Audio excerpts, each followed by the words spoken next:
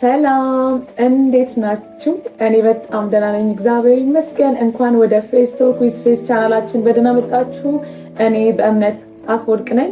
ለዚህ ቻናል አዲስ የሆናችሁ ይህንን ቻናል ሰብስክራይብ በማድረግ ቤተሰብ እንድትሆኑ እጋብዛችኋለሁ። ምክንያቱም እዚህ ቻናል ላይ መጽሐፍ ቅዱስ ላይ ቤዝድ የሆኑ እውነቶችን ስለምታገኙ እንዲሁም ደግሞ ተግባራዊ ሊደረጉ የሚችሉ ጥበቦችን እንዲሁም በሁለንተናችሁ ፕሮዳክቲቭ እንድትሆኑ የሚያግዟችሁን ተግባራዊ ሊደረግ የሚችል በጣም ሲምፕል በሆነ መንገድ የማስረዳችሁና የምነግራችሁ ይሆናል። እስፔሻሊ ክርስቲያን የሆናችሁ በመጽሐፍ ቅዱስ የበላይነት የምታምነው ይሄ ቻናል ለእናንተ ነው። በጣም ከጀመርኩ ቅርብ ጊዜ ነው። አብረን ይህንን ቻናል አንድ ላይ የምናሳድግ ይሆናል ማለት ነው።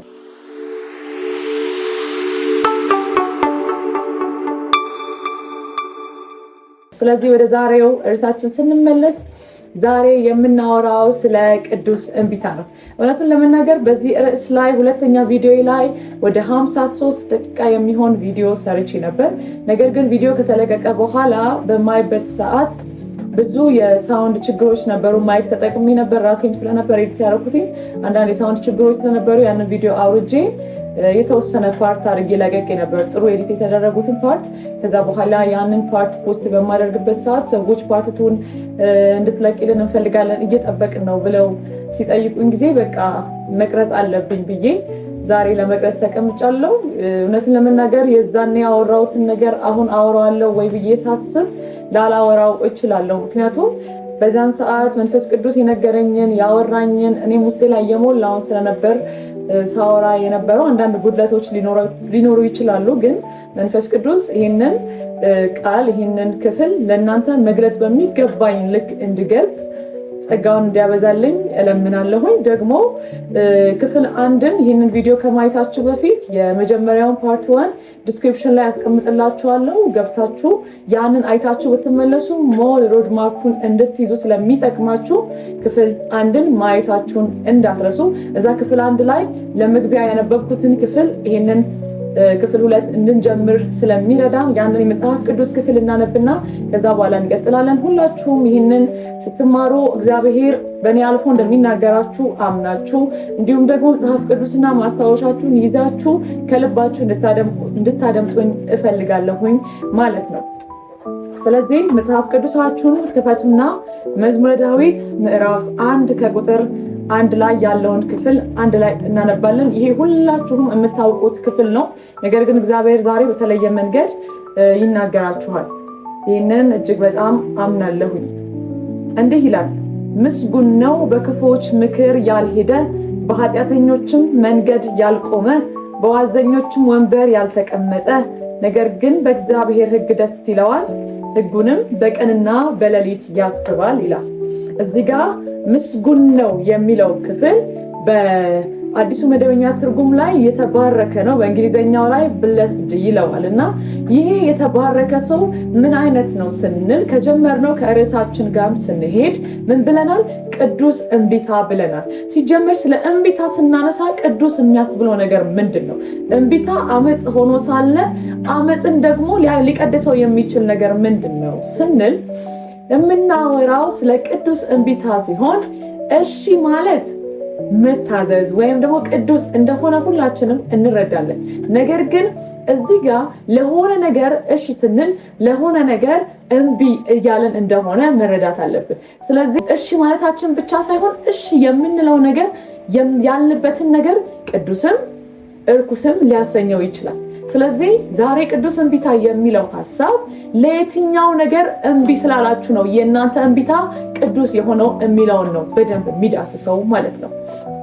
ስለዚህ ለምን እምቢ ማለት አለብን? በዚህ በመጀመሪያ ባነበብነው ክፍል ላይ መዝሙረ ዳዊት ምዕራፍ 1 ከቁጥር 1 ላይ ምስጉን ነው በክፉዎች ምክር ያልሄደ። አያችሁ፣ እዚህ ጋር እንቢታ አለ፣ የእንቢታ ቃል አለ። ምንድን ነው?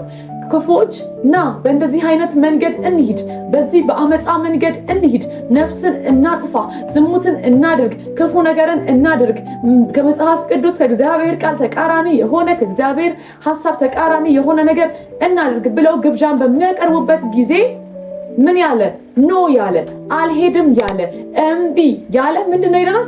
የተባረከ ነው። ዩሲ እዚህ ጋር ነው ቅዱስ እምቢታ የሚመጣው ወይም ደግሞ እምቢታን ቅዱስ የሚያሰኘው በእንደዚህ አይነት ቦታ ላይ እምቢታ ሲመጣ ነው። ቀጣይስ በዋዘኞች ወንበር ያልተቀመጠ ዋዘኞች፣ ፌዘኞች፣ ለእግዚአብሔር ክብር የማይሆን ቦታ ላይ የሚገኙ ሰዎች፣ ሱስ መንደር ላይ የሚገኙ፣ መጠጥ መንገድ ላይ የሚገኙ፣ የዘፈን መንደር ላይ የሚገኙ ሰዎች ኖ እዚህ ጋር ተገኙ፣ እዚህ ጋር ተቀመጡ ሲሏችሁ ኖ ስትሉ ይሄ የእናንተ ኖ እንደ አለመታዘዝ ሳይሆን የሚቆጠረው እንደ ቅዱስ እምቢታ ነው። ይሄንን በደንብ አድርጋችሁ ያዙ። ስለዚህ በባለፈው ክፍል ላይ ለማን ነው እምቢ ማለት ያለብን ስንል ለዓለም ግብዣ እምቢ ማለት አለብን። ይህም ለክርስቶስ እሺ ማለታችንን የሚያሳይ ነው። እንዲሁም ደግሞ በዚህ ምድር ስንኖር ለክርስቶስ የተለየን ሰዎች መሆናችንን የሚያሳይ ነው ብለን አውርተን ነበር። ስለዚህ በዚህ ዓለም ስንኖር ለማን እምቢ ማለት አለብን ስንል በባለፈው ክፍል ላይ 3 ነጥቦችን አንስቼ ነበር። አንደኛው ለጊዜው በኃጢአት ከሚገኝ ደስታ እምቢ ማለት አለብን ብዬ ሙሴን አንስቼው ነበር። በደንብ ክፍሉን ሄዳችሁ በደንብ ስለተብራራ ማየት ትችላላችሁ። እንዲሁም ደግሞ ሁለተኛ ያነሳሁትኝ እግዚአብሔርን ከማያስከብር ሀብት፣ ዝና፣ እውቅና ቢሆን እንደ አብርሃም ኖ የማለት አቅም ሊኖራችሁ ይገባል። ሌላው ደግሞ ሶስተኛ ጣዖትን ከማምለክ ኖ ማለት አለባችሁ። እንደ ሲድራቅ፣ ሚሳቅ፣ አብደናጎ በደንብ ያንን ክፍል አብራርቻለሁ። ሄዳችሁ የመጀመሪያው ቪዲዮ ላይ ማየት ትችላላችሁ። ዛሬ የምናየው አራተኛውን ነጥብ ነው። አራተኛው ነጥብ ለማን ነው ኖ ወይም ደግሞ እምቢ ማለት ያለብን ስንል የዮሴፍን ታሪክ ማንሳት ግድ ይላል። ምክንያቱም ዮሴፍ እዛ ክፍል ላይ ለዝሙት እምቢ ሲል እንመለከታለን። ስለዚህ አራተኛው እምቢ የምንለው ለማን ነው? ለዝሙት እምቢ እንላለን። ይህን ሐሳብ እንዲደግፍልን ዘፍጥረት ምዕራፍ 39 ላይ ሄደን እናነባለን። እናንተ መጽሐፍ ቅዱሳችሁን ክፈቱና አብራችሁኝ ተከታተሉ። ከቁጥር 7 ከዚህም በኋላ እንዲህ ሆነ፣ የጌታው ሚስት በዮሴፍ ላይ ዓይኗን ጣለች፣ ከእኔ ጋርም ተኛ አለችው። እርሱም እምቢ አለ። ለጌታው ሚስት እንዲህ አላት፣ እነሆ ጌታዬ በቤቱ ያለውን ምን የሚያውቀው የለም፣ ያለውን ሁሉ ለእኔ አስረክቦኛል። ለዚህ ቤት ከእኔ የሚበልጥ ሰው የለም። ሚስቱ ስለሆንሽ ከአንቺም በቀር ያልሰጠኝ ነገር የለም። እንዴት ይህንን ትልቅ ክፉ ነገር አደርጋለሁ? በእግዚአብሔር ፊት እንዴት ኃጢአትን እሰራለሁ? ይህንን ነገር በየዕለቱ ለዮሴፍ ትነግረው ነበር። እርሱም ከእርሷ ጋር ይተኛ ዘንድ ከእርሷም ጋር ይሆን ዘንድ አልተስማማም። እንዲህም ሆነ፣ በዚያን ጊዜ ስራውን እንዲሰራ ወደ ቤቱ ገባ። በቤትም ውስጥ ከቤት ሰዎች ማንም አልነበረም። ከእኔ ጋር ተኛ ስትል ልብሱን ተጠማጥማ ያዘችው። እርሱም ልብሱን በእጇ ላይ ትቶ ሸሸ፣ ወደ ውጭም ወጣ ይላል። አያችሁ፣ እዚህ ቦታ ላይ ዮሴፍ የሚኖረው በግብፅ ምድር በጌታው ቤት ነው። ይህም ጲጢፋራ የሚባል ጌታው ነው። ይሄ ጌታ በቤቱ ላይ ሁሉንም ነገር እንደሰጠው እንደሾመው እዚህ ስፍራ ላይ መመልከት እንችላለን። ከማ ውጪ? ከሚስቱ ውጪ። እሷም ምኑ ስለሆነች? ሚስቱ ስለሆነች። ስለዚህ የማይቻል የተከለከለ ነገር የታወቀ ነገር ነው። ነገር ግን ይቺ ሴት ዮሴፍ መልኩ ያማረ ወጣት ትንሽ ልጅ ስለነበረ ዓይኗን በእርሱ ላይ ጣለች ይላል። ዓይኗን በእርሱ ላይ በምትጥልበት ሰዓት ከእሷ ጋር እንዲተኛ በየቀኑ ትጎተጉተው ትጠይቀው ነበር። ነገር ግን ዮሴፍ እንዲህ ያለ ክፉ ነገር እንዴት አደርጋለሁ? አንደኛ አምኖ በሾመኝ ጌታዬ ላይ እንዴት አደርጋለሁ? ሲቀጥል ደግሞ እንዴት ሁሉን በሚመለከት በእግዚአብሔር ፊት ይህንን አደርጋለሁ ብሎ ኖ ሲል ትመለከታላችሁ። ነገሩን እኛ ሎጂካል ስናደርገው ወይም ደግሞ ወደዚህ ስናመጣው እንደ ሰውኛ እናስብ ብንል ዮሴፍ ሊያደርግ ወይም ደግሞ ያንን ኃጢአት በእግዚአብሔር ፊት ሊያደርግ የሚችልበት ፕሮባቢሊቲ በጣም ሰፊ ነው። የጌታ ሚስት ናት፣ የባለስልጣን ሚስት ናት። ብዙ ነገሮችን ልትሰጠው ትችላለች፣ ብር ልትሰጠው ትችላለች። ፕላስ ደግሞ ማንም የለም ልትሸፍንለት ልትደብቅለት ትችላለች። እሱም ደግሞ ወጣት ነው፣ ሊፈልግ ሊያሰኘው ይችላል። ነገር ግን እነዚህ ሁሉ ሊቀርቡ ሎጂካሊ ሊቀርቡና ሊያሳምኑ የሚችሉ ነገሮች በዮሴፍ ፊት ምንም አልመሰሉም። ከእግዚአብሔር ክብር አንፃር ሲታይ፣ ለእግዚአብሔር ካለው ፍቅር አንፃር ሲታይ እንዲህ አይነት ክፉ ነገር በእግዚአብሔር ፊት አላደርግም ብሎ የመቃወምን ወይም ደግሞ እንቢ የማለትን አቅምን ሰጥቶታል። አያችሁ፣ በዚህ ዘመን በምንኖርበት ሰዓት እግዚአብሔር የማይወደው እግዚአብሔር በስጋችሁ ላይ እንዲህ ያለ ነገር አታድርጉ ብሏችሁ፣ ነገር ግን እናንተ ለትንሽ ደቂቃ ተሰምታችሁ ወይም ደግሞ ለትንሽ ደቂቃ ፊል አድርጋችሁት ለሚያልፈው ለዛች ሰከንድ ለዛች ደቂቃ ብላችሁ በስጋችሁ ላይ እንዲሁም ደግሞ በእግዚአብሔርም ፊት ክፉ ነገር ማድረግ የለባችሁ። ለዝሙት እንቢ ማለት አለባችሁ። እንደ ዮሴፍ እንዲህ አይነት ጥያቄ ቢቀርብ እንኳን ኖ የማለትን አቅም ሊኖራችሁ ይገባል። እንዲሁም ደግሞ ከውጭ ያ ሪኩዌስት መጥቶ ሳይሆን ሳትጋቡ ወይም ደግሞ ከእግዚአብሔር ፊት በጋብቻ ከተጣመራችኋት ሚስት ካልሆነች ሴት ጋር እንዲሁም ደግሞ ያላገባችሁ ሲንግል ሆናችሁ ያላችሁ ሰዎች ውስጣችሁ የሴክሹዋል ፍላጎት ሊኖር ይችላል። ይሄ ናቹራል ነገር ነው። ነገር ግን ያንን ናቹራል ነገር ራስን በመግዛት ራሳችሁን በመጎሰም ማለፍ እንጂ ስለተሰማን ብቻ ዝም ብለን የምናደርገው ነገር አይደለም። ስለዚህ ኤክስተርናል ነገር ብቻ አይደለም ኖ የማለት አቅም ሊኖረን የሚገባው ከዝሙት አንፃር ውስጣችን በሚፈልግበት ጊዜ እንኳን ራሳችንን የመግዛት ራሳችንን የመቆጣጠር ኖ የማለት ፓወር ሊኖረን ይገባል። ይሄ ነው ቅዱስ እምቢታ የሚባለው።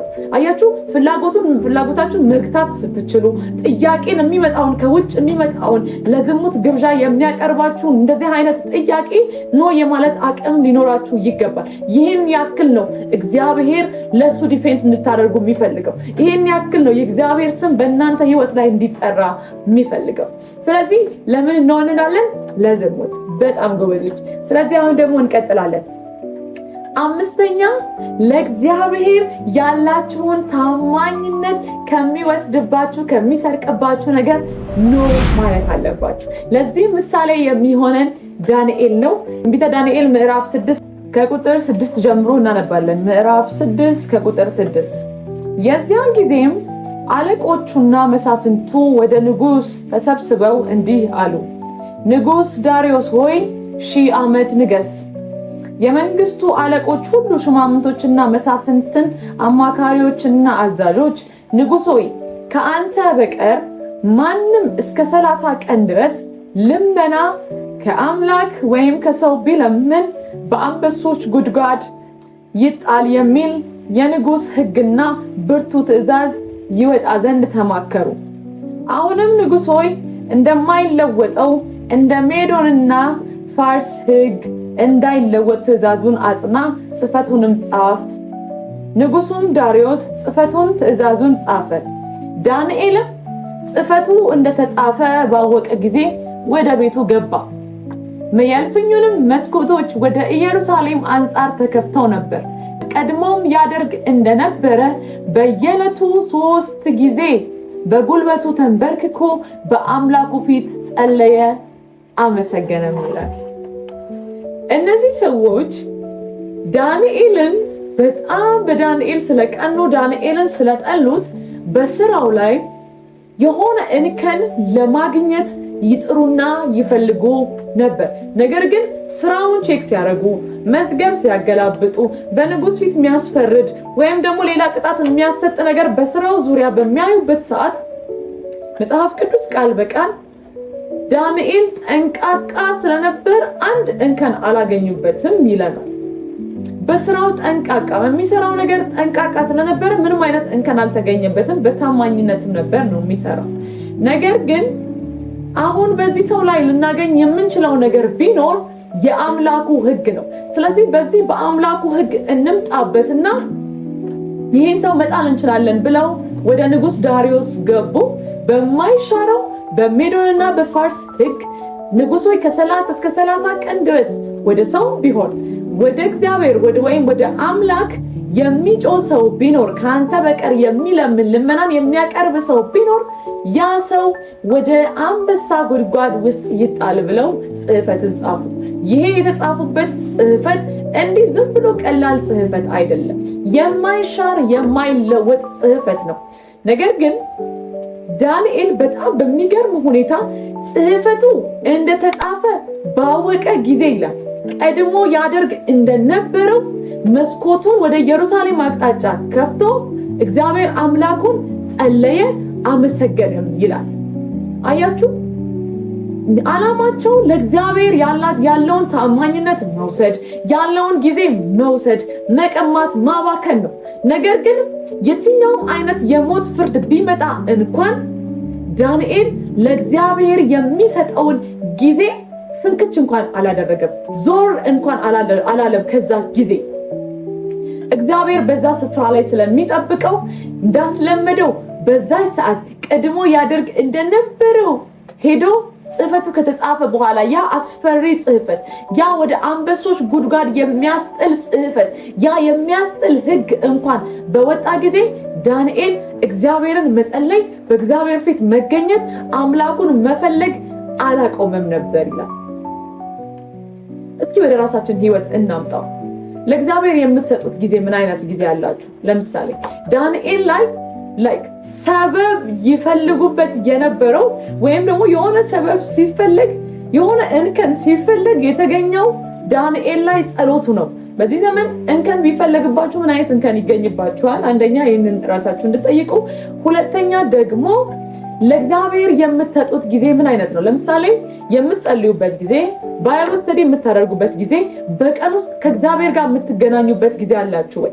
ያንንስ ጊዜ ደግሞ ሳታስነኩ ጠብቃችሁ ላይ ቅድም ብያችኋል፣ ኤክስተርናል ከውጭ የሚመጣ ለምሳሌ ጓደኛችሁ ሄይ ዛሬ ሃንጋውት እናደርግ ሻይ ቡና እንበል ምናምን ብሎ ቢመጣ ያ ታይማችሁ ደግሞ የባይብል ስተዲያችሁ ወይም ደግሞ የጸሎታችሁ ቢሆን ያንን ጊዜ ነው ብላችሁ ከድናችሁ ወደ ሻይ ትሄዳላችሁ ወይስ አይ ባይብል ስተዲ አደርጋለሁ ዛሬ ጸሎት አለኝ ፋስቲንግ አለኝ ኖ ብላችሁ ያንን ግብዣ ሪጀክት ታደርጋላችሁ? በጣም በቀላሉ የዳንኤል ደረጃ ሳይደርስ በጣም ሲምፕል በሆነ መንገድ እንኳን ራሳችሁን መፈተሽና መፈተን ትችላላችሁ። በጣም ሲምፕል፣ በጣም በወረደ ምሳሌ ነው የነገርኳችሁ። የዳንኤል እስከ ሞት የሚያደርስ ነው።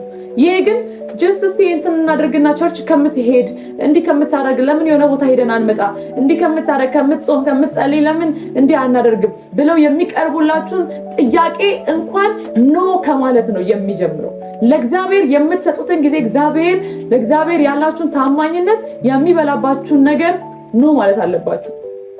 ስፔሻሊ የምትጸልዩበት ጊዜ፣ ቃል የምታነቡበት ጊዜ የእናንተ ከእግዚአብሔር ጋር የምትገናኙበት ውድ ጊዜ ነው። አንደኛ ኮንስታንት የሆነ የጸሎትና የመጽሐፍ ቅዱስ ጥናት ጊዜ ቢኖራችሁ እጅግ በጣም ይመከራል። ምክንያቱም በዛን ሰዓት መንፈስ ቅዱስ ከእናንተ ጋር ህብረት ለማድረግ ይጠብቃል፣ ይፈልጋል። ያኔ እናንተ መንፈስ ቅዱስ ቁጭ ብሎ እየጠበቃችሁ ያለ ግብዣ፣ የጓደኛችሁን ግብዣ ጥሪ ፈልጋችሁ ወይም ያንን አክብራችሁ ዞር ስትሉ መንፈስ ቅዱስ ያዝናል። ቀጠሯችሁም ለምን ይሰረዛል? በዛን ሰዓት እግዚአብሔር ለህይወታችሁ፣ ለኑሯችሁ፣ ለነገያችሁ የሚሆን ነገር ሊነግራችሁ፣ ሊያወራችሁ፣ ሊያጽናናችሁ፣ ሊያበረታችሁ፣ ሊያቆማችሁ እናንተን ፈልጎ እዛ ቦታ ላይ ተገኝቶ እያለ ለምን ዘወር ማለት አስፈለገ? ስለዚህ የዳንኤል ደረጃ እስኪደርስ አይደለም እንዲህ አይነት ጥቃቅን እንኳን ሪኩዌስቶች ለእግዚአብሔር ያላችሁን ታማኝነት ሊያስቀሩ የሚችሉትን ከዚህ ጀምራችሁ ነው በሉ። ይሄ እምነታችሁን ካዱ ወይም አትካዱ የማለት ጉዳይ አይደለም። እንደውም ይህችን የጸሎት ጊዜያችሁ ለዚች የጸሎት ጊዜ ለዚች የቃል ጊዜያችሁ ለዚች ለቤተክርስቲያን የምትሄዱባትን ይህችን ጊዜ ታመኑ በእግዚአብሔር ፊት። እግዚአብሔር ዋጋ ይከፍላል። የሚረሳ አምላክ አይደለም። እግዚአብሔር ይመልሳል። ስለዚህ ለእግዚአብሔር ያላችሁን ታማኝነት አታስነኩ፣ በጭራሽ አታስነኩ። እግዚአብሔር ይቆጥራል። ለእግዚአብሔር የሰጣችሁትን ጊዜ ያንን ይቆጥራል። የሆነ ነገራችሁን ነው ብላችሁ ጥላችሁ ያያል፣ ይቆጥራል። ያ በዚህ ምድር እንኳን የሚመለስ በሰማይ ዋጋ ያለው አክሊል ያለው ነገር ነው። አሁን ታይቶ አሁን ጠጥታችሁ ሻይ ቡና ብላችሁ ተጫውታችሁ የሚያልፍ ነገር ነው። ነገር ግን አሁን ላይ በእግዚአብሔር ፊት ታማኝ ሆናችሁ ስትጸልዩ፣ ቃል ስታነቡ ለነገያችሁ ስንቅን እያስቀምጣችሁ ነው ያላችሁት። ክብር ለእግዚአብሔር ይሁን። ስለዚህ ለእግዚአብሔር ያላችሁን ታማኝነት የሚነካባችሁን ነገር ነው የማለት አቅም ሊኖራችሁ ይገባል። ስድስተኛ ደግሞ ከእግዚአብሔር ቃል ተቃራኒ የሆነ ነገር ሁሉ እምቢ ማለት አለባችሁ። ከእግዚአብሔር ቃል ተቃራኒ የሆነ ነገር ሁሉ። ይህንን እምቢ ማለት የምትችሉት ቃሉ ምን ይላል የሚለውን ስታውቁ ነው። ይሄ ቃል ምን እንደሚነግረን አንድ ሰው ካልተረዳ የሚመጣውን ጥያቄ ሪጀክት የማድረግ ወይም ኖ የማለት አቅም አይኖረውም። ማንም ሰው ይሄ ቃል ምንድን ነው የሚለው ይህንን ደግሞ ማወቅ የምንችለው እንዴት ነው? ለምሳሌ የሆነ አይነት ጥያቄ ሲመጣ ትክክል ያልሆነ ጥያቄ፣ ኃጢአት የሆነ ጥያቄ፣ እግዚአብሔር የማይወደው ጥያቄ፣ እግዚአብሔር መቀደሳችንን ይፈልጋል። ይሄ የእግዚአብሔር ፈቃዱ ነው። ይህንን የእግዚአብሔርን ፈቃድ የሚያስጥስ ነገር የሆነ አይነት ሪኩዌስት ወደኛ ህይወት ቢመጣ ያ ነገር እግዚአብሔርን ያስደስተው ይሁን ያስከፋው ይሁን የሚለውን ነገር ከየት ነው የምናውቀው? ከዚህ መጽሐፍ ቅዱስ አይደለም? ይህንን መጽሐፍ ቅዱስ ደግሞ ካላወቅን፣ ካልተረዳን፣ ካላነበብን የሚመጣውን ጥያቄ የመመለስ አቅሙ አይኖረንም። ለምሳሌ የሆነ አይነት ጥያቄ ብንጠየቅ ያንን ጥያቄ ኦኬ ቆይ መጽሐፍ ቅዱሴን አንድ ቼክ አድርጌ ልምጣ ብለን አገላብጠን ምን ብለን አይተን ዞር ብለን የምንመልስ ሰዎች መሆን የለብን። ይህ ቃል በልባችን መታተም አለበት። ከኛ ጋር መዋሃድ አለበት። ከኛ ጋር በቃ ስናወራ ልክ ስማችንን እኔ በእምነት ስባል አቤት ብዬ ዞር እንደምለው የእግዚአብሔር ቃል ውስጥ ያለው እውነት ልቤ ውስጥ እንደዛ መሳል አለበት። መጽሐፍ ቅዱሳችን ምንድን ነው የሚለው? ኢያሱ ላይ እግዚአብሔርን ሕግ እንድታደርገው በሕይወት ዘመን ሁሉ ደግሞ እንዲሳካልህ ምን አድርገው? በቀንና በሌሊት አስበው አሰላስለው ይላል። አያችሁ፣ ማሰብና ማሰላሰል ያስፈልጋል።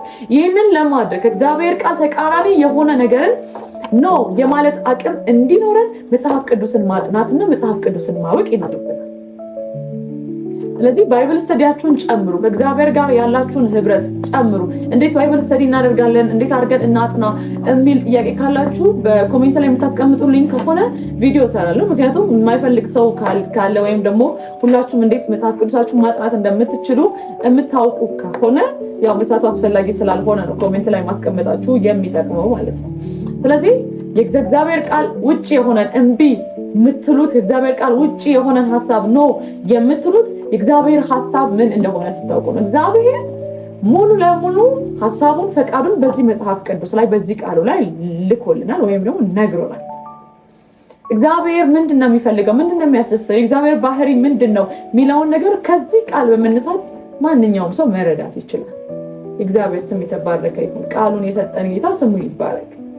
በጣም ህይወትን የሚለውጥ በጣም በብዙ ሺህ እትም የታተመ መጽሐፍ ቢኖር ይህ መጽሐፍ ቅዱስ ነው። መጽሐፍ ቅዱስ ታሪክ አይደለም። መጽሐፍ ቅዱስ ህይወት ነው። ህይወትን የሚለውጥ ቃል ነው። ስለዚህ ይህንን ቃል በጣም ማንበብ አለባችሁ። ከዚህ ቃል ጋር ደግሞ ጊዜን ማሳለፍ አለባችሁ። ስለዚህ ስድስተኛው ምንድነው? ከእግዚአብሔር ቃል ውጪ የሆነን ነገር ምን እንላለን? ኖ እንላለን ማለት ነው። አዎ በምንዬ ኖ ብለናል። እሺ እነዚህ ኖ ብለናል፣ ስድስቱንም ኖ ብለናል። ለጊዜው በኃጢአት የሚገኘውን ደስታ ኖ ብለናል። እግዚአብሔርን የማያስከብር ሀብት፣ ንብረት፣ እውቅና ቢሆን ኖ ብለናል። ጣዖትን ማምለክ ኖ ብለናል። ለዝሙት ኖ ብለናል። ደግሞ ከእግዚአብሔር ቃል ውጪ የሆነ ነገር ኖ ብለናል። ታዲያ እነዚህ ነገሮች ኖ ካልን ምንድነው ጥቅሙ? ወይም ደግሞ ለምንድነው ኖ ማለት ያስፈለገው? ኖ ስንል ምንድነው የሚከሰተው? ውጤቱ ምንድነው የሚል ጥያቄ ሊኖራችሁ ይችላል። ስለዚህ አሁን የምንመልሰው ያንን ነው። ኖ በምንልበት ሰዓት አንደኛ የሚሆነው ነገር ምንድነው ካላችሁኝ፣ እግዚአብሔር አምላካችሁ በአሕዛብ መካከል ይታያል። እግዚአብሔርን ታስከብራላችሁ። እናንተ ኖ በማለታችሁ እግዚአብሔር ይታያል፣ እግዚአብሔር ይከብራል። ለዚህም መጽሐፍ ቅዱሳችን ጋር ትንቢተ ዳንኤል እንሄዳለን። ትንቢተ ዳንኤል ምዕራፍ 3 ከቁጥር 29 ላይ ያለውን ክፍል እናነባለን። ትንቢተ ዳንኤል ምዕራፍ 3 ከቁጥር 29 እኔም እንደዚህ የሚያድን ሌላ አምላክ የለምና በሲድራቅና በሚሳቅ በአብድናጎም ላይ የስድብን ነገር የሚናገር ወገንና ሕዝብ በልዩ ልዩ ቋንቋ የሚናገሩ ይቆረጣሉ፣ ቤቶቻቸውን የጉድፍ መጣያ ይደረጋሉ ብዬ አዝዣለሁ አለ ይላል። አያችሁ፣ እነዚህ ሰዎች ሲድራቅ፣ ሚሳቅ፣ አብድናጎ ምንድን ያሉት? ጣዖትን አናመልክም ኖ ባሉ ጊዜ የእሳት እቶን ይጠብቃቸው ነበር። እሳት እቶን ውስጥ ተጣሉ። እነዚህ እሳት እቶን ውስጥ በሚጣሉበት ጊዜ እነሱን ሊጥሏቸው የተጠሩ በጣም ፈርጣማ የሆኑ ጉልበት ያላቸው ሰዎች እነሱን ሊጥሏቸው ሲያልፉ እሳቱ ነበልባሉ ሊፈጃቸው፣ ነበልባሉ ፈጅታቸው ተጎዱ። ነገር ግን እነዚህ ሲድራቅ ሚሳቅ አብደናጎ እሳት ውስጥ መረማመድ ጀመሩ። ሌላው ደግሞ የአምላክ ልጅ የሚመስል ከነሱ ጋር ይራመድ ነበር። እኔ በጣም እዛ ስፍራ ላይ የሚገርመኝ ነገር በመጀመሪያ ቪዲዮ ላይ የጠቀስኩት ይመስለኛል። ልክ እነሱ እሳት ውስጥ ሲገቡ ነው እነሱ ብቻ አይደሉም፣ የነሱ የሆነ ነገር ባርኔጣቸው፣ ሸሚዛቸው፣ መጎናጸፊያቸው ጭምር ወደ እሳት ውስጥ መጣል አለበት ተብሎ ካለበት ቦታ ተሰብስቦ ወደ እሳት ውስጥ ተጥሏል። በሚጣልበት ጊዜ ያ የአምላክ ልጅ የሚመስል ከነሱ ጋር ሲሆን ሰዎቹም እሳት ውስጥ ሲረማመዱ ንጉሱ በጣም ተገርሞ ከእሳት ውስጥ ካወጣቸው በኋላ እነሱ ሲታዩ ምንም አልተጎዱ። ያ ብቻ አይደለም የሚገርመው ልብሳቸው የተጣለው እሳት ውስጥ የተጣለው ልብሳቸው፣ ባርኔጣቸው፣ ሸሚዛቸው በሚታይበት ሰዓት እንኳን በእሳት ሊቃጠል የእሳቱ ሽታ እንኳን ልብሱ ላይ አልነበረበትም ይላል። አያችሁ እግዚአብሔር አምላካችሁ እንዴት እንደሚታደግ እንዴት ያለ እንከን እንደሚያድን። ኖ ስላላችሁለት፣ እምቢ ስላላችሁለት፣ ስለተለያችሁለት፣ ለጊዜው የሚገኘውን የኃጢአትን ደስታ እምቢ ስትሉለት፣ የሆነ ጥቅማ ጥቅም ለእግዚአብሔር ብላችሁ እምቢ ስትሉለት እግዚአብሔር እንዴት ያለ እንከን እውቅናን እንደሚሰጣችሁ፣ እንዴት ያለ እንከን የሆነ ሀብትን እንደሚሰጣችሁ፣ እንዴት ያለ እንከን የሆነ አዳዳን እንደሚያድናችሁ እግዚአብሔር ክንዱን ያሳያል። የዚያን ጊዜ አሕዛብ ሁሉ በእናንተ እምቢታ ምክንያት የእግዚአብሔርን ክብር ያያሉ፣ እግዚአብሔር ማን እንደሆነ ያያሉ። እነዚህ ሰዎች እኮ አሉ ልክ እንደዚህ የሚያድን ሌላ አምላክ አላየንም። እንደ ሲድራቅ እንደ ሚሳቅ እንደ አብደናጎ ያለ አምላክ እንደዚህ የሚያድን አምላክ አላየንም። ከዚህ በፊት እንደነ ሲድራቅ እንደ ሚሳቅ እንደ አብደናጎን ያሉ ሰዎችን ብዙ ሰዎችን ጥለው ሊሆን ይችላል። ያ እሳት አቃጥሎ ሊሆን ይችላል። ብዙ ነገሮችን አቃጥሎ ሊሆን ይችላል ያ እሳት።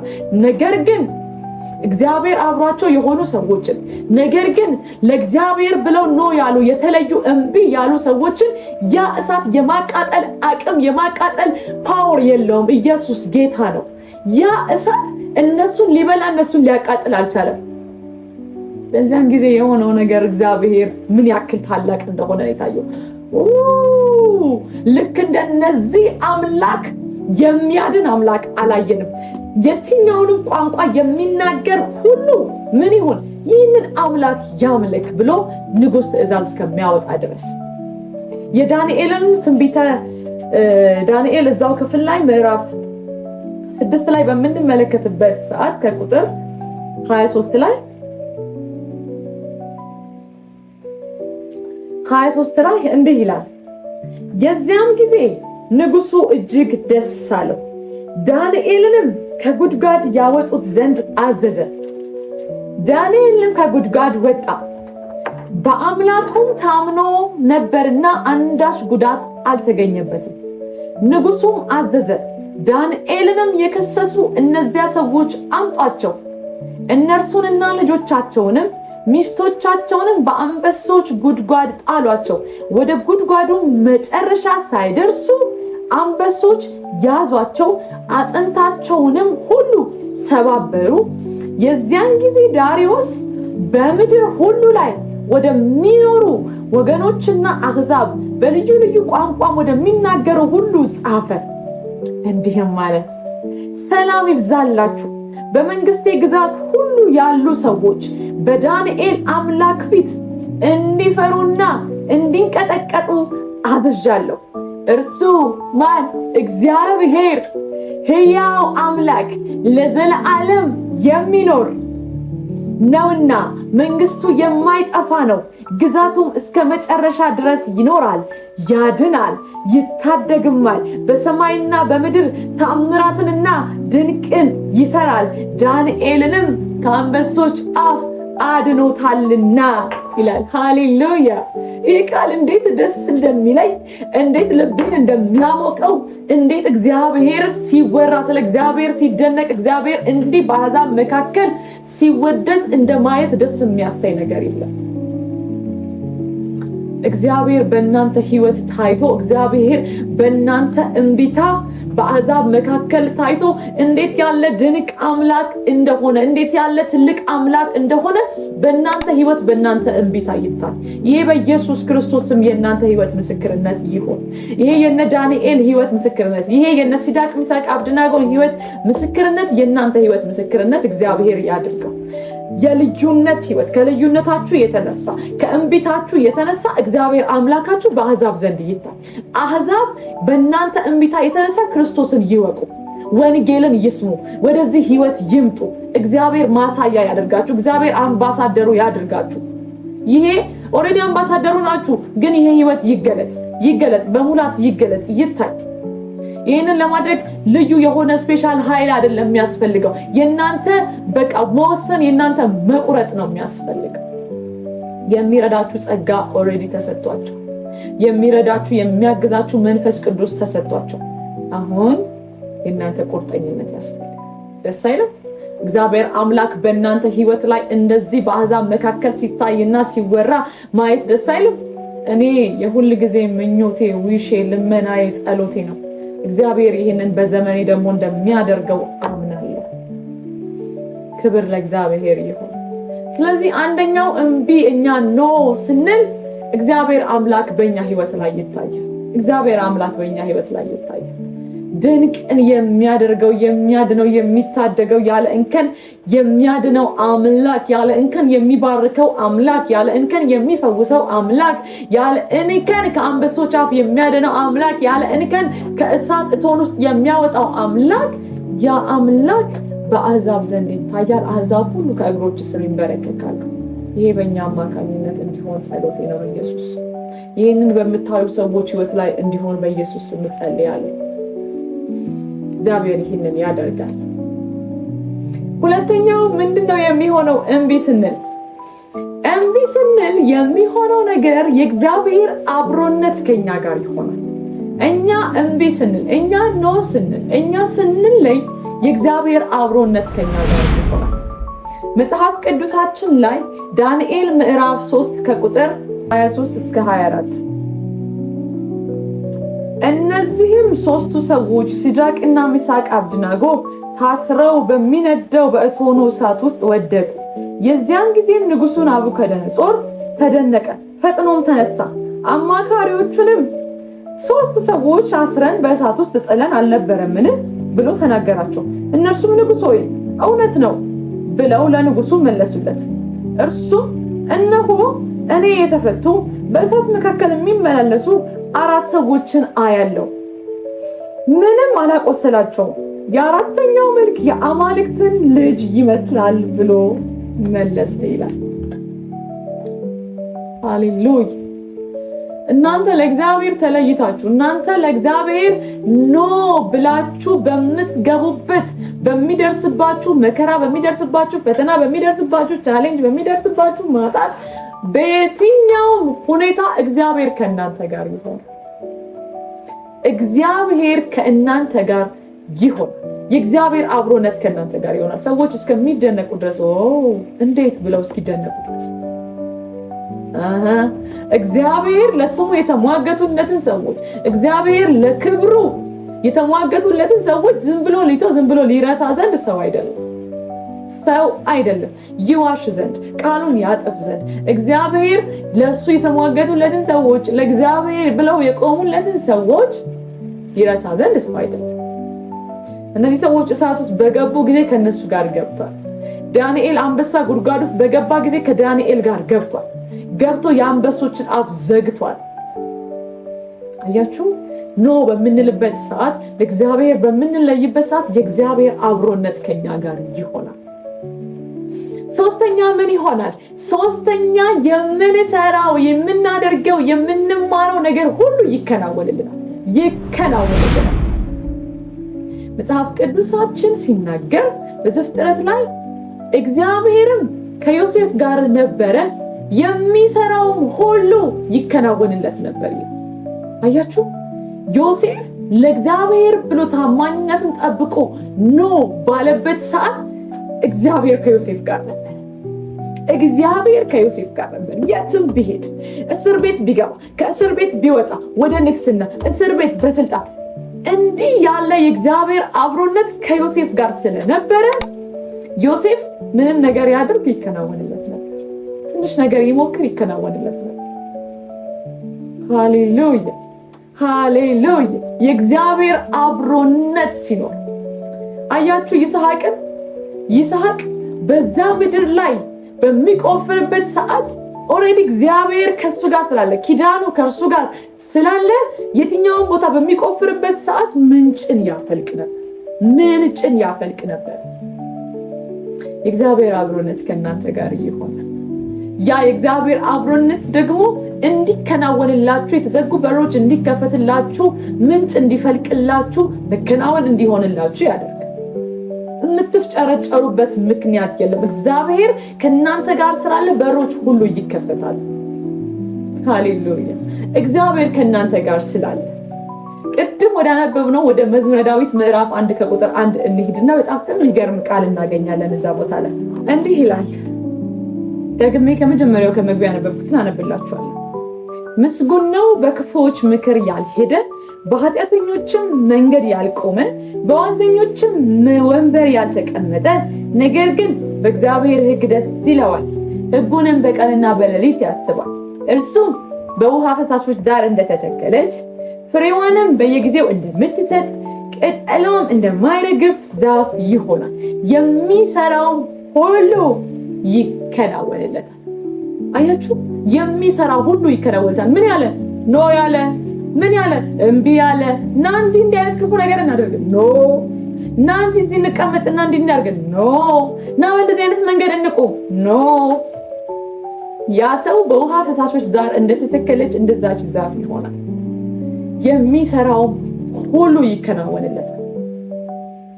የእግዚአብሔር ስም የተባረከ ይሁን። በሌላ ስፍራ ላይ ትንቢተ ዳንኤል ምዕራፍ 3 ከቁጥር 30 ላይ ያለውን እናንብብ። ቅድም ከቁጥር 23 ጀምሮ ያለውን አይተናል። አሁን 30 ላይ ያለውን እናንብበው። የዚያን ጊዜም ንጉሱ ሲድራቅና ሚሳቅ አብድናጎን በባቢሎን አውራጃ ውስጥ ከፍ ከፍ አደረጋቸው ይላል። ከፍ ከፍ አደረጋቸው። ያ ራሱ ወደ እሳት እቶን ውስጥ ያስጣላቸው ንጉስ አሁን ራሱ ከፍ ከፍ አደረጋቸው። በራሱ እጅ ራሱ ከፍ ከፍ አደረጋቸው። እንዴት! የእግዚአብሔር አብሮነት ከነርሱ ጋር ስለነበር። ለምን? ኖ ስላሉ፣ ለእግዚአብሔር ስለተለዩ፣ ለእግዚአብሔር ስለቆሙ ያ በእቶን ውስጥ የጣለው እጅ እንደገና ከፍ ከፍ አደረጋቸው። ያ የናቃቸው እጅ እንደገና አከበራቸው። እግዚአብሔር የእናንተን ዋጋ አይቶ የሚከፍል የሚመልስ አምላክ ነው። ስለዚህ በህይወታችሁ ዘመን ሁሉ ለእግዚአብሔር ብላችሁ ታማኝነታችሁን ይዛችሁ የምትቀጥሉ እንጂ የምትጥሉ ሰዎች እንዳትሆኑ እግዚአብሔር ደግሞ ይረዳችኋል። የዛሬው ትምህርት ይህንን ይመስላል። እግዚአብሔር አምላክ እጅግ በጣም አድርጎ ይባርካችሁ። ይህንን ቃል እግዚአብሔር በህይወታችሁ ላይ እንዲገልጥ ፍሬን እንዲያፈራ እጸልይላችኋለሁ። ጌታ ኢየሱስ ጸጋውን ያብዛላችሁ። ቀጣይ በሌላ ልዩ በሆነ ክፍል እስከምንገናኝ ደህና ቆዩልኝ። እጅግ በጣም አድርጌ ወዳችኋለሁ። ባይ